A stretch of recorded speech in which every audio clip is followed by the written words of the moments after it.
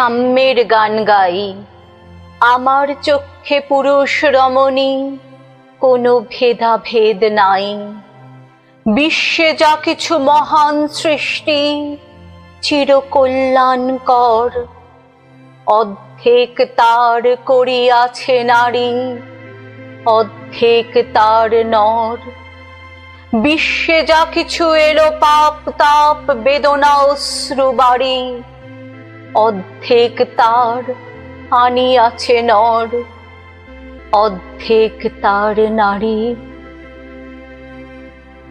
নমস্কার আমার প্রিয় শ্রোতা বন্ধুরা, আমরা নারী সুরক্ষা, নারী শ্লীলতাহানি, তাদের প্রতি অন্যায় অবিচারের বিরুদ্ধে প্রতিবাদে মুখর হই।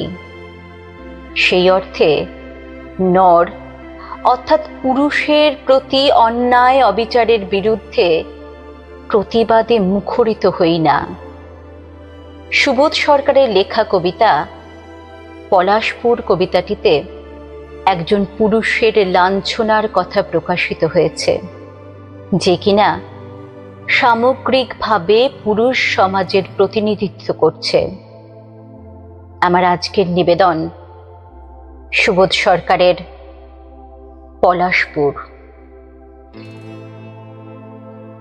পলাশপুর থেকে পড়তে আসা ছেলেটির গলায় তুলসীর মালা। প্রথম ক্লাসের পর জিন্স পরা একটি মেয়ের সে কি হাসি। রাত্রে ছেলেটি চিঠি লিখল। শ্রী চরণেষু মা, আমি ভালোভাবে হোস্টেলে উঠিলাম, কিন্তু তুলসীর মালা খুলিয়া রাখিয়াছি। এক সপ্তাহ বাদে জিন্স পরা মেয়েটি ছেলেটির 4টে বোতাম এক টানে ছিঁড়ে দিয়ে বলল, এ যে গত শতাব্দীর জামা। আবার সেই হাসি। রাত্রে লিখল, শ্রী চরণেষু মা, কিছু টাকা প্রয়োজন, নতুন জামা কিনিতে হইবে। অফ পিরিয়ডে তৈলক্ষ্যনাথের ডমরু চরিত পড়ছিল। ওটা কেড়ে নিয়ে একটা পেপার ব্যাগ ধরিয়ে মেয়েটি হাসতে হাসতে চলে গেল। পলাশপুরের ছেলেটি এই প্রথম মেয়েটিকে দেখল, একটি মেয়ের চলে যাওয়া দেখল। রাত্রে চিঠি।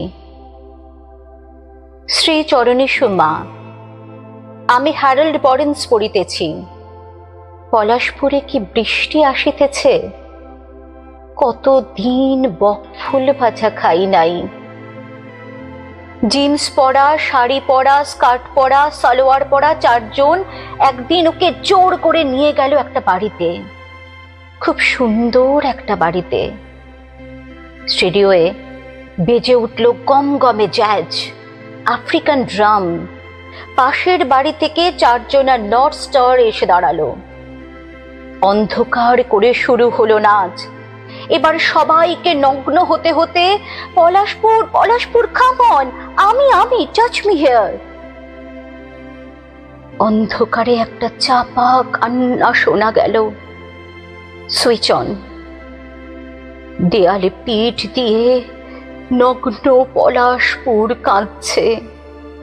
তার পুরুষত্ব পান করছে সালোয়ার কামিজ, সেই প্রাচীন গ্রিসের কোনো ছবি।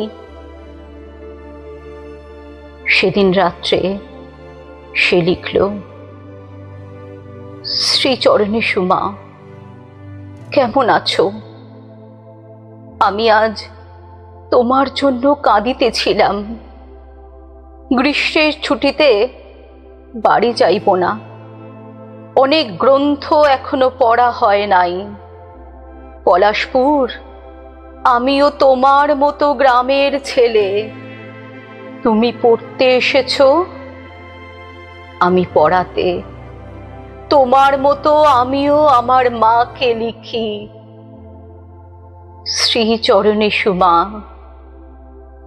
টাকা পাঠাইলাম, ঠিক মতন ওষুধ কিনিও। গ্রীষ্মের ছুটিতে বাড়ি ফেরা সম্ভব নয়। এখনো অনেক গ্রন্থ পড়া হয় নাই।